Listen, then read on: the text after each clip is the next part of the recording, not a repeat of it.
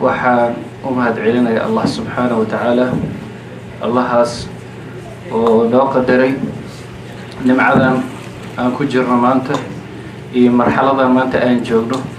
allihii noo qadaray oo beydkan beydadkiisa ka meel isku kaya keenay, allah subxaanahu wa tacaala baan u mahadinaa. ثانيا waxaan u mahadcelinayaa guddiga ama lajnada masaajidka, kuwaasoo iyagana gartay in barnaamijkan caawa ay macallimiinta u sameeyaan oo ayaga ay soo go'aamisteen. iyagana waxaan leenahay jazakumullah khayran, sida aad maaragtay noo sharafteen oo noo wanaajisay. waxaa kaloo xil insha allahu tacaala imaamka masaajidka iyo maamulaha dugsiga iyo dhammaan. waxaan kaloo kusoo xijinayaa oo aan isleeyahay macallin ma jiri lahayn haddii aysan maaragtay jiri lahayn dadkaas oo maaragtay runtii iyaga awla ay yihiin, naga mudnaan badan oo aan la inkiri karin mansilada iyo maaragtay doorka ay ku leeyihiin masaajidka. waa waalidiinta weye.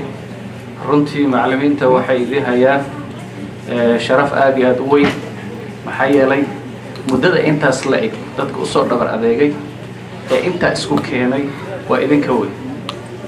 haddii marka dadka aysan imaan lahayn oo idinka aydan u noqon lahayn udub dhexaadka masaajidkan, waxaan isleeyahay mansiladan maba soo gaareen.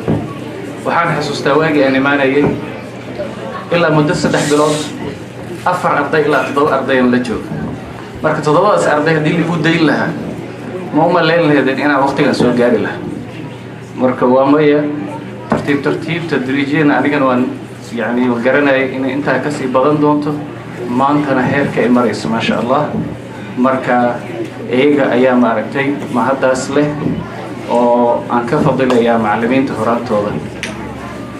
insha allah hadday kelimad u noqdo waxay tahay waxbarashada ama barista muhiimadda ay leedahay.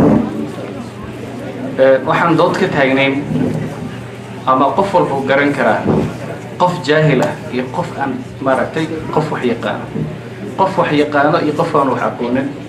ilaahay subxaanahu wa tacaala wuxuu yidhi inamaa yakhsha allaha min cibaadihi alculamaa. waxaa ilaahay ka baqa dadkiisa culammada ayaa ilaahay ka baqa.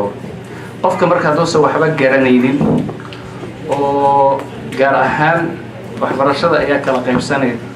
waxbarashada xagga diinta hadduusan qofka ka dhisnayn ama uusan aqoonin, wax badan ayuu maaragtay luminayaa wey.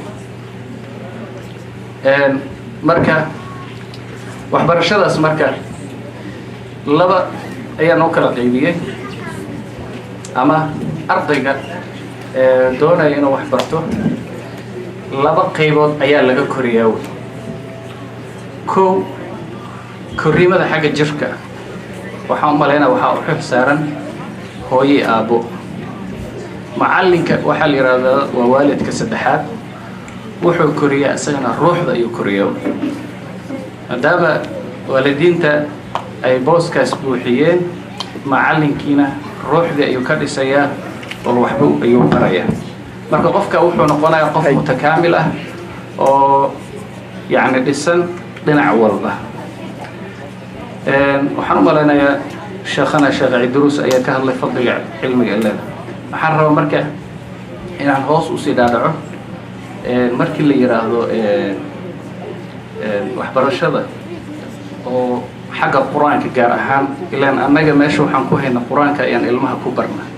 qofka markuu quraanka barto ama diinta uu barto, famaada bacd, waxa ka dambeeya maxay tahay ama faa'iidada uu helayo maxay tahay? bulshada uu taray ama naftiisa uu taray.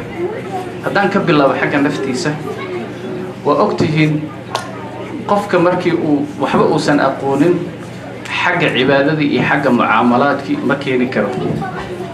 maxaa yeelay salaadii baa ilaahay subxaanahu wa tacaala ku farad yeelay, barashay u baahanta. hadduusan qofkii qur-aankii uusan aqoonin, wax badanaa ka xirxiran.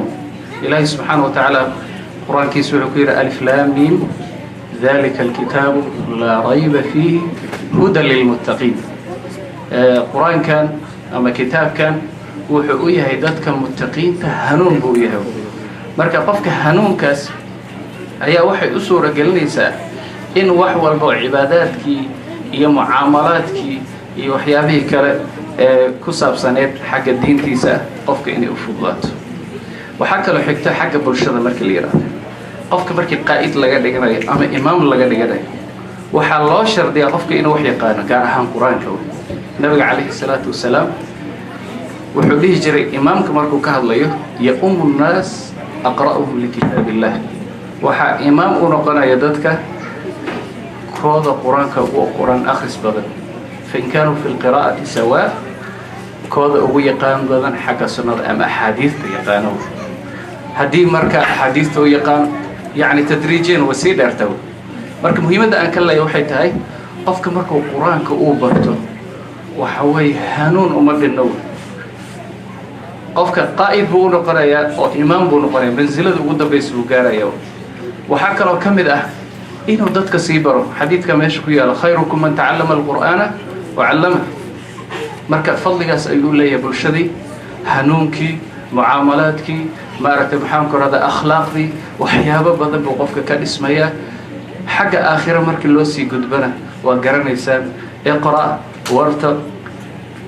كما واقرأ كما كنت ترتل في الدنيا ورتل كما كنت ترتل في الدنيا فإن منزلتك عند آخر آية تقرأها. قرآنك آخر وجنة أذكر وماشي أنا هدفك أنصعنا وآخره آخر أشغل الدين الفائدة نوكسه هذا اللي حاجة آخر نوكسه هذا مركب موضوع سحوبة هي واحد بدن باركتي إن العور باللقاء باركتي دلائل فرب بدن يباركتي تسالوي بدن الله سوقاته وقتي قابر أو ذا ماشي أكون مسكوبي كرنا مرة بعد إن شاء الله تعالى وحنا كجمع دعينا يا حضورك أسوا حاضرتين دمان معلمين تنو كجمع دعينا جهدك بحنسان جارهان والدينته جزاكم الله خيرا على حسن استماعكم. السلام عليكم ورحمة الله.